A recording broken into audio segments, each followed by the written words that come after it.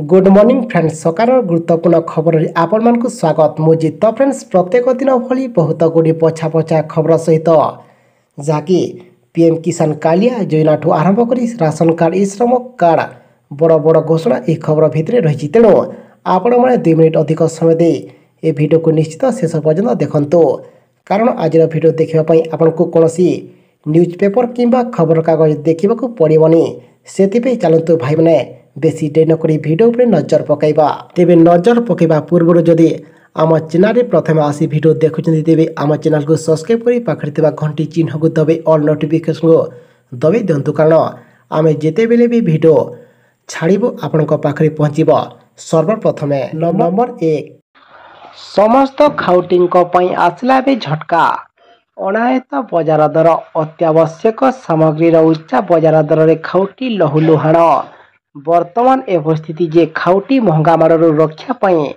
त्राही त्राही डाकी छाड़िले कारण एबे टमाटो आलू पियाज सबूर बजार दर बढ़ी जाइए बजार में खाइबा थाली महंगा हो जाइए मे मासरे भेजबा एक शाकाहारी थालीर मूल्य 9% वार्षिक भितर वृद्धि घटी जहाँकि समस्त खाउटी पुणी एक बड़ झटका एवं अपरपक्षे वार्षिक आधार में देखिले चाउल मूल्य रे 13% एवं डाली 21% बढ़ी 2023 मे देश में एक भेज थालीर मूल्य 25 टंका 50 पैसा रही तेरे चलित वर्ष मे मासरे एक शाकाहारी थालीर मूल्य 9% वृद्धि घटी 87 टंका 80 पैसा रे पहुंची। परवर्ती खबर आज बीजेपी विधायक दल बैठक मुख्यमंत्री ना उपरे होई पारे सहमति आज बीजेपी विधायक दल बैठक निर्वाचित विधायकों को नहीं बैठक अनुष्ठित हेबो बैठक में मुख्यमंत्री बाछिबे नेता केन्द्र अनुमोदित होइतिबा मुख्यमंत्री ना उपरे विधायक दल बैठक में चूड़ांत सहमति दे मुख्यमंत्री बाछिबे इने सूचना देछंती कुचिंडा विधायक रवि नायक।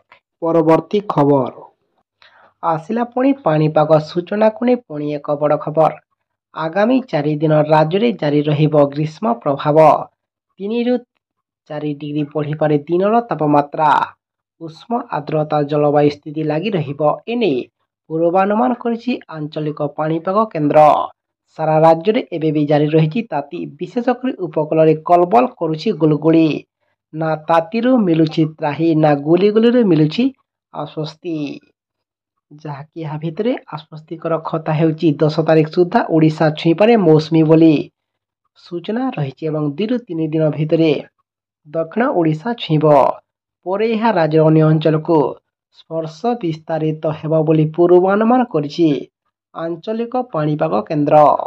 परवर्ती खबर पुणी आसिला महंगा भत्ता को नहीं पुणी एक बड़ खबर देश में लोकसभा निर्वाचन फलाफल घोषणा सरिथिबा बेले आसंता 9 तारिख संध्यारे प्रधानमंत्री तृतीय थर पर देशर प्रधानमंत्री भाव में शपथ ग्रहण करने को जाउछंती तेरे क्रमागत 3 थर प्रधानमंत्री भाव दायित्व ग्रहण करी मोदी हैट्रिक अर्जन करिछंती एवं खुशीर मुहूर्त में पीएम मोदी देशवासी को बड़ उपहार दे पारंती।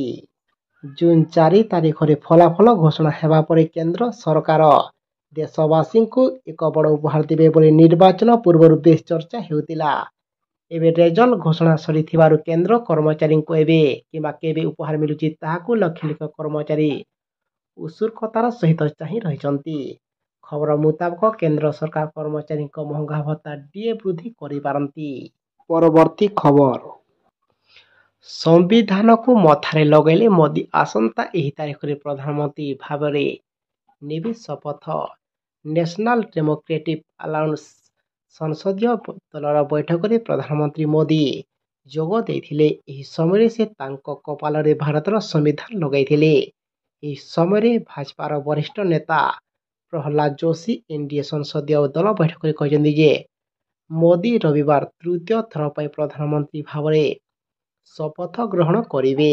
परवर्ती खबर आसिला पुणी शीतल षष्ठी यात्रा को नहीं पुणी एक बड़ खबर एथर महाप्रभु श्रीलिंगराज शीतल षष्ठी शोभा यात्रा रे डीजे उपरे संपूर्ण रोक लगा जाइछे जहाँकि नीतीशांक उपरे कड़ा नजर रखाଯିब एवं आवश्यक स्थले ସ୍ପଟ୍ ଉପରେ ସନ୍ଦିଗ୍ଧଙ୍କ ଆଲକୋହଲ ଡିଟେକ୍ସନ୍ ବ୍ୟର୍ଥ ଏବଂ ଟେଷ୍ଟ କରାଯାଇ ଦଣ୍ଡିତ କରାଯିବ ବୋଲି ଶୀତଳଷଷ୍ଠୀ ପ୍ରସ୍ତୁତି ବୈଠକରେ ନିଷ୍ପତ୍ତି ନିଆଯାଇଛି।